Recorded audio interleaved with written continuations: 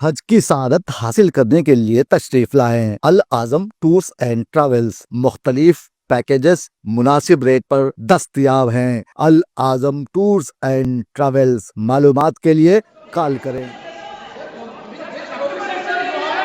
माननीय अध्यक्ष जी, प्लीज मैं बताता हूँ, अभी मैं बताता हूँ, प्लीज बताता हूँ मैं, प्लीज माननीय अध्यक्ष जी, माननीय अध्यक्ष जी,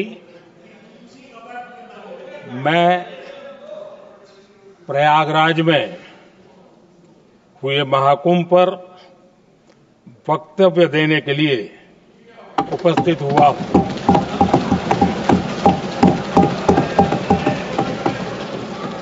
आज मैं इस सदन के माध्यम से कोटि कोटि देशवासियों को नमन करता हूं, जिनकी वजह से महाकुंभ का सफल आयोजन हुआ। महाकुंभ की सफलता में अनेक लोगों का योगदान है।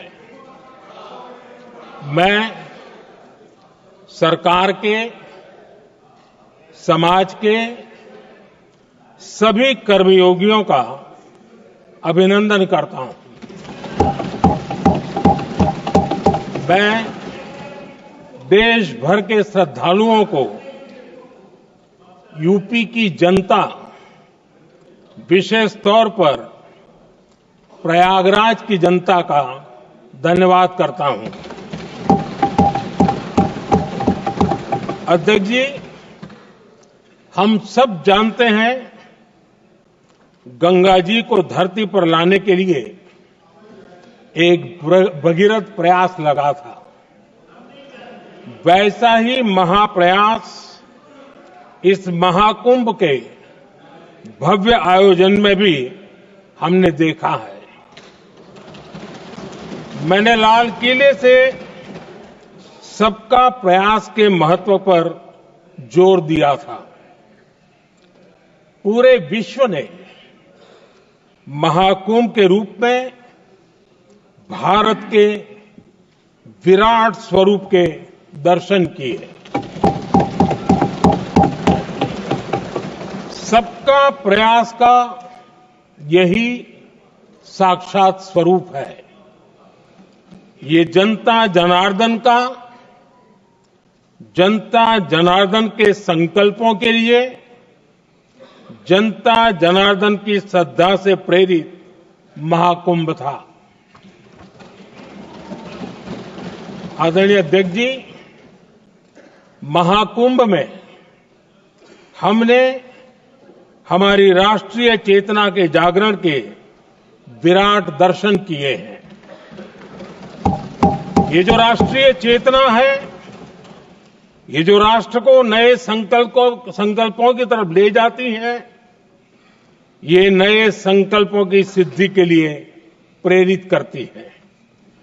महाकुंभ ने उन शंकाओं आशंकाओं को भी उचित जवाब दिया है जो हमारे सामर्थ्य को लेकर कुछ लोगों के मन में रहती है।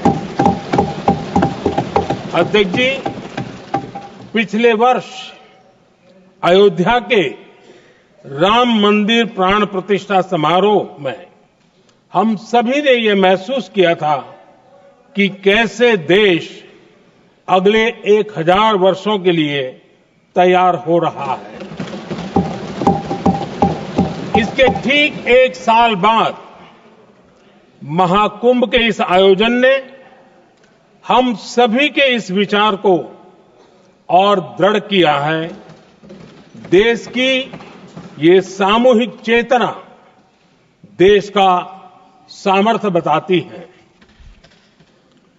किसी भी राष्ट्र के जीवन में, मानव जीवन के इतिहास में भी अनेक ऐसे मोड़ आते हैं जो सदियों के लिए, आने वाली पीढ़ियों के लिए उदाहरण बन जाते हैं। हमारे देश के इतिहास में भी ऐसे पल आए हैं जिन्होंने देश को नई दिशा दी, देश को झकझोर कर जागृत कर दिया। जैसे भक्ति आंदोलन के कालखंड में हमने देखा कैसे देश के कोने कोने में आध्यात्मिक चेतना उभरी। स्वामी विवेकानंद जी ने शिकागो में एक सदी पहले जो भाषण दिया, वो भारत की आध्यात्मिक चेतना का जयघोष था। उसने भारतीयों के आत्मसम्मान को जगा दिया था। हमारी आजादी के आंदोलन में भी अनेक ऐसे पड़ाव आए हैं। 1857 का स्वातंत्र संग्राम हो, वीर भगत सिंह की शहादत का समय हो, नेताजी सुभाष बाबू का दिल्ली चलो का जयघोष हो, गांधी जी का दांडी मार्च हो, ऐसे ही पड़ावों से प्रेरणा पाकर भारत ने आजादी हासिल की। मैं प्रयागराज महाकुंभ को भी ऐसे ही एक अहम पड़ाव के रूप में देखता हूं, जिसमें जागरूक होते हुए देश का प्रतिबिंब नजर आता है। अध्यक्ष जी, हमने करीब 1.5 महीने तक भारत में महाकुंभ का उत्साह देखा, उमंग को अनुभव किया। कैसे सुविधा असुविधा की चिंता से ऊपर उठते हुए कोटि कोटि श्रद्धालु श्रद्धा भाव से जुटे, ये हमारी बहुत बड़ी ताकत है। लेकिन ये उमंग, ये उत्साह सिर्फ यहीं तक सीमित नहीं था। बीते हफ्ते मैं मॉरिशस में था। मैं त्रिवेणी से, प्रयागराज से महाकुंभ के समय का पावन जल लेकर गया था। जब उस पवित्र जल को मॉरिशस के गंगा तालाब में अर्पित किया गया, तो वहां जो श्रद्धा का, आस्था का, उत्सव का माहौल था, वो देखते ही बनता था।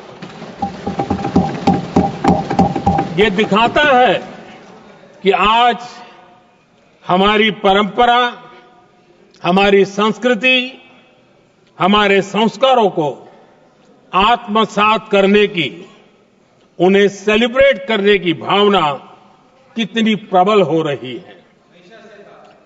अध्यक्ष जी, मैं ये भी देख रहा हूं कि पीढ़ी दर पीढ़ी हमारे संस्कारों के आगे बढ़ने का जो क्रम है, वो भी कितनी सहजता से आगे बढ़ रहा है। आप देखिए, जो हमारी मॉडर्न युवा पीढ़ी है, ये कितने श्रद्धा भाव से महाकुंभ से जुड़े रहे, दूसरे उत्सवों से जुड़े रहे हैं।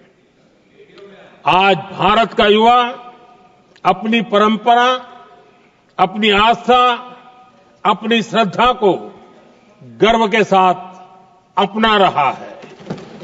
अध्यक्ष जी, जब एक समाज की भावनाओं में अपनी विरासत पर गर्व का भाव बढ़ता है, तो हम ऐसी ही भव्य प्रेरक तस्वीरें देखते हैं जो हमने महाकुंभ के दौरान देखी।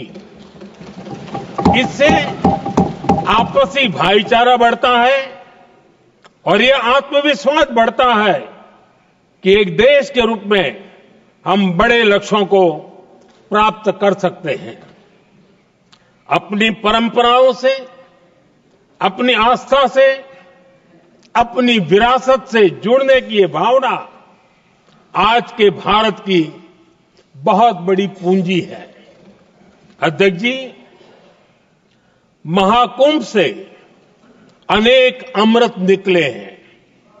एकता का अमृत इसका बहुत पवित्र प्रसाद है।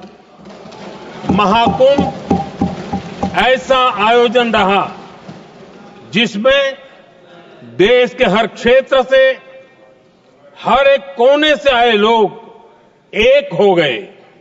लोग अहम त्याग कर वयम के भाव से, मैं नहीं हम की भावना से प्रयागराज में जुटे। अलग अलग राज्यों से लोग आकर पवित्र त्रिवेणी का हिस्सा बने। जब अलग अलग क्षेत्रों से आए करोड़ों करोड़ों लोग राष्ट्रीयता के भाव को मजबूती देते हैं तो देश की एकता बढ़ती है। जब अलग अलग भाषा बोलियां बोलने वाले लोग संगम तट पर हर हर गंगे का उद्घोष करते हैं तो एक भारत श्रेष्ठ भारत की झलक दिखती है, एकता की भावना बढ़ती है। महाकुंभ में हमने देखा है कि वहां छोटे बड़े का कोई भेद नहीं था। ये भारत का बहुत बड़ा सामर्थ्य है। ये दिखाता है कि एकता का अद्भुत तत्व हमारे भीतर रचा बसा हुआ है।